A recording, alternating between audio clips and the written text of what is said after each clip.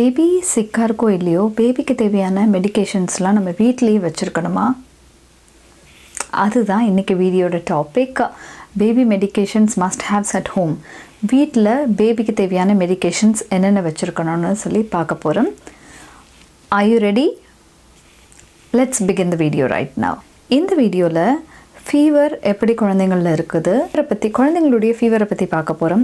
இந்த வீடியோவில் குழந்தைங்களுடைய ஃபீவரை பற்றி பார்க்க போகிறோம்.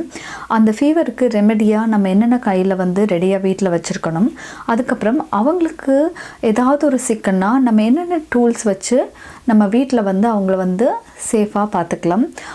அதாவது உடனே டாக்டர்கிட்ட போகாமல் என்னென்ன டூல்ஸ்லாம் அவங்கள பெட்டர் ஆக்கிறதுக்கு ஹெல்ப் பண்ணணும்னு சொல்லி இந்த வீடியோவில் பார்க்க போகிறோம். வாங்க பார்க்கலாம்.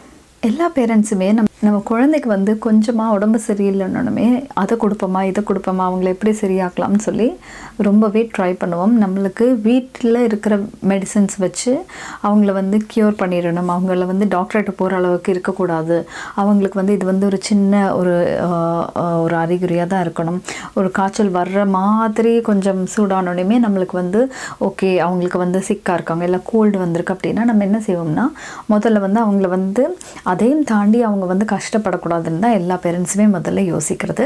எல்லாருமே அதை தான் முக்கியமாக யோசிப்போம்.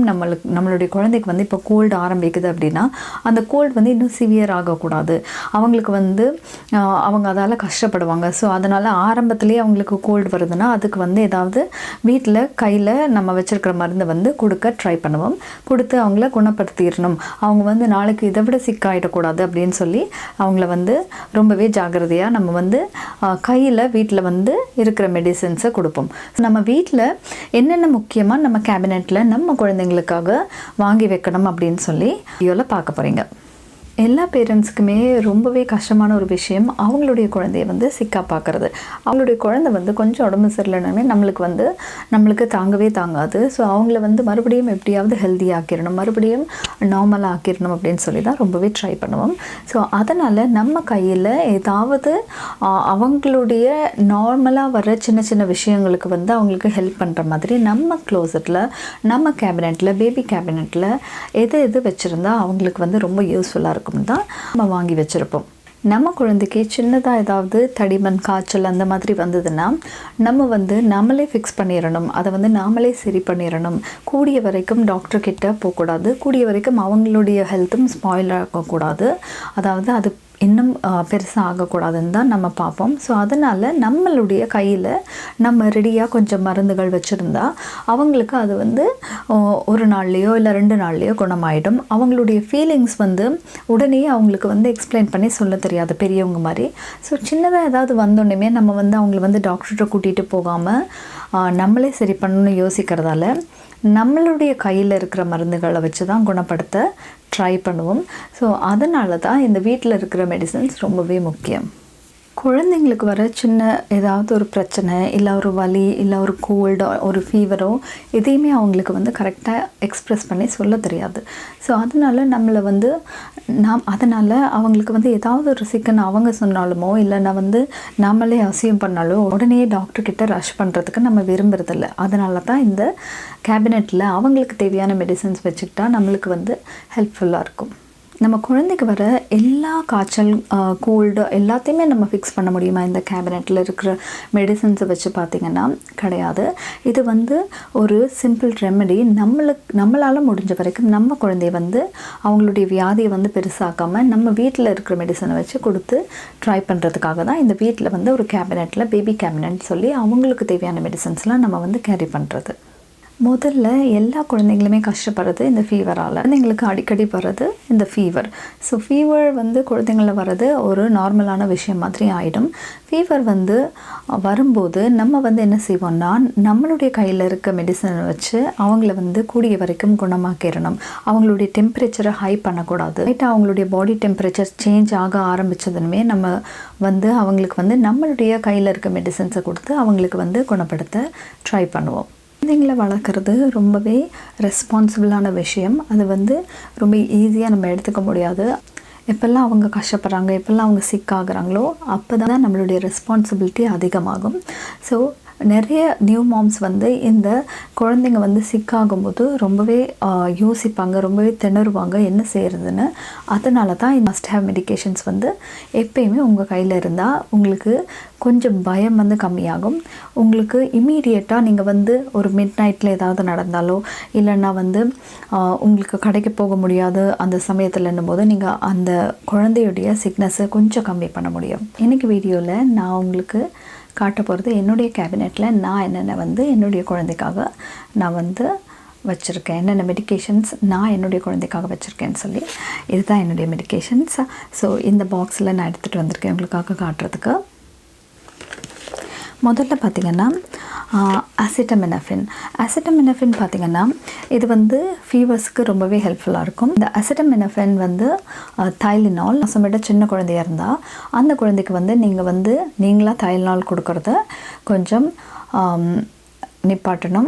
நீங்களாக தைலினால் கொடுக்கக்கூடாது. நீங்கள் உங்கள் டாக்டரை போய் கன்சல்ட் பண்ணிவிட்டு அதுக்கப்புறம் கன்ஃபார்ம் பண்ண அப்புறம் தான் நீங்களாக கொடுக்கணும். இப்போ பார்க்க போகிறது பெயின் ரிலீஃபுக்காக என்னென்ன மெடிசன்ஸ் யூஸ் பண்ணலாம்னு சொல்லிட்டு ஒவ்வொரு கேபினெட்டில் நீங்கள் வாங்கி உங்கள் கையில் வச்சு உங்கள் குழந்தைங்களுக்கு கொடுக்கலாம்னு சொல்லி. முதல்ல பார்த்திங்கன்னா அசிட்டமினஃபின் 2 மாதத்துக்கு மேலே உங்கள் குழந்தை இருந்ததுன்னா உங்களுடைய குழந்தைக்கு ஃபீவரோ இல்லை பெயினோ இருந்தால் நீங்கள் வந்து இந்த அசிட்டமினஃபின் தைலினால் கையில் வச்சுருந்தா ரொம்பவே உதவியாக இருக்கும்.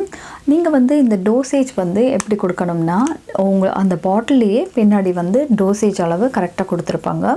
அதோட ஒரு ட்ராப்பர் வரும். இல்லைன்னா வந்து நீங்கள் வந்து செப்பரேட்டாக ஒரு ட்ராப்பர் நீங்கள் வாங்கி அந்த டோசேஜ் அமௌண்ட்டை ஜாஸ்தியாகவும் இல்லாமல் கம்மியாகவும் இல்லாமல் நீங்கள் கரெக்டான டோசேஜ் கொடுக்கணும். இது பார்த்திங்கன்னா ஐபிப்ரோஃபின் வந்து அட்வில் இல்லைன்னா மாட்ரின் வரும். ஸோ அட்வில் இல்லைன்னா மாட்ரின் வந்து ஒரு 6 மாதத்துக்கு அப்புறம் தான் நீங்கள் கொடுக்கணும். அதுக்கு முதல்ல இருக்கிற குழந்தைங்களுக்கு டாக்டர்ஸ் வந்து ப்ரிஸ்கிரைப் பண்ண மாட்டாங்க. நீங்கள் 6 மாதத்துக்கு மேலே ஆன குழந்தைங்களுக்கு வந்து அட்வில் இல்லைன்னா மாட்ரின் கொடுக்கலாம். ஸோ அட்வில் இல்லைன்னா இந்த மாட்ரின் வந்து அவங்களுக்கு வந்து ரொம்பவே ஹெல்ப்ஃபுல்லாக இருக்கும். ஃபீவர், பெயின் இல்லைன்னா அவங்களுக்கு வந்து வேறு ஏதாவது ஸ்டமக் பெயின் அந்த மாதிரி ரொம்ப தாங்க முடியாத விஷயங்களுக்கு வந்து இந்த அட்வில் ஐபிப்ரோஃபின் வந்து ரொம்ப ஹெல்ப்ஃபுல்லாக இருக்கும். அது வந்து அட்வில். அடுத்த விஷயம் பார்த்திங்கன்னா நம்ம வந்து எல்லா மெடிசன்ஸும் வீட்டில் வச்சுருக்கிறோம் அப்படின்னு சொன்னால் போதுமானு கேட்டிங்கன்னா இல்லை. அவங்களுக்கு தேவையான சில டூல்ஸ் தேவைப்படும். அது என்னென்ன டூல்ஸ்ன்னு பார்க்கலாம். முதல்ல வந்து பார்த்திங்கன்னா தெர்மோமீட்டர். குழந்தைங்களுக்கு நான் சொன்ன மாதிரி ஃபீவர் வந்து அடிக்கடி வரும். காய்ச்சல் தான் வந்து ரெகுலராக நார்மலாக வரக்கூடிய விஷயம் குழந்தைங்களில் காய்ச்சல். ஸோ அந்த குழந்தைங்களுடைய காய்ச்சலை வந்து நம்ம வந்து ட்ரேஸ் பண்ணி எவ்வளவு டெம்பரேச்சர் இருக்குது, இது வந்து நார்மல் தானே, இந்த டெம்பரேச்சர் ஹை ஆகுதா லோ ஆகுதா, அவங்களுக்கு என்ன மாதிரி இருக்குதுன்னு பார்க்குறதுக்கு நம்மளுடைய கையில் ஒரு டெம்பரேச்சர் பார்க்குறதுக்காக ஒரு தெர்மோமீட்டர் தேவைப்படுது. இந்த தெர்மோமீட்டர் வந்து நிறைய டிஜிட்டலெல்லாம் இப்போ வந்துருச்சு. ஸோ உங்களுடைய வசதிக்கு ஏற்ற மாதிரி நீங்கள் வச்சுக்கலாம். எதுவாக இருந்தாலுமே உங்களுடைய டெம்பரேச்சர் நீங்கள் நோட் பண்ணுறதுக்காக உங்களுடைய கன்வீனியன்ட்டுக்கு ஏற்ற மாதிரி ஒரு தெர்மோமீட்டர் உங்கள் வீட்டில் கண்டிப்பாக தேவை. ஸோ இந்த தெர்மோமீட்டர் பார்த்திங்கன்னா இந்த தெர்மோமீட்டர் வந்து நீங்கள் வந்து ப்ரெஸ் பண்ணினோடனே உங்களுக்கு வந்து ஒரு டெம்பரேச்சர் காட்டும். அதை வந்து நீங்கள் அதுக்கப்புறம் நீங்கள் வந்து எம்டி ஆகணும். எம்டி ஆனப்புறம் நீங்கள் வந்து குழந்தையுடைய அண்டர் ஆர்ம்ஸ்லேயோ இல்லைன்னா பேக் ஆஃப் த இயரோ வச்சிங்கன்னா, அதாவது இந்த டிப்பை வந்து நீங்கள் வந்து வச்சுக்கிட்டே இருக்கணும். ஸோ வச்சுட்டே இருக்கும்போது அது வந்து ஒரு பீப் சவுண்ட் கேட்கும். ஸோ பீப் சவுண்ட் கேட்டப்புறம் அந்த டெம்பரேச்சரை நீங்கள் நோட் பண்ணி உங்கள் குழந்தையுடைய டாக்டர்கிட்ட சொல்லணும். ஸோ இதை அதுக்கப்புறம் நீங்கள் ஆஃப் பண்ணிடலாம். அதுக்கப்புறம் பார்த்திங்கன்னா நீங்கள் குழந்தைக்கு வந்து ஃபீவர்னு சொல்லி நீங்கள் டாக்டர்கிட்ட போனதுமே கேட்பாங்க அவங்களுடைய டெம்பரேச்சர் என்ன அப்படின்னு. ஸோ நம்மக்கிட்ட கையில் ஒரு தெர்மோமீட்டர் இல்லைன்னா உங்களுக்கு வந்து அந்த குழந்தையுடைய டெம்பரேச்சர் தெரியாது. ஸோ நீங்களாக வந்து தொட்டு பார்த்துட்டு நம்ம நார்மலாக என்ன செய்வோம்னா தொட்டு பார்ப்போம், தலையில் தொட்டு பார்ப்போம். ஓகே சூடாக இருக்குது, ஓகே ஃபீவர். குழந்தைங்களுடைய டாக்டர் என்ன கேட்பாங்கன்னா முதல்ல எவ்வளவு டெம்பரேச்சரில் காய்ச்சல் இருந்துச்சு குழந்தைக்கு, அது மாதிரி எவ்வளோ வரைக்கும் ஹை ஆச்சு, எத்தனை நாளாக இருந்துச்சு, இதெல்லாம் தான் அவங்க கேட்குறது. ஸோ அதுக்கு வந்து நீங்கள் நோட் பண்ணி வைக்கிறதுக்கு முக்கியமான டூல் வந்து இந்த தெர்மோமீட்டர் உங்களுக்கு.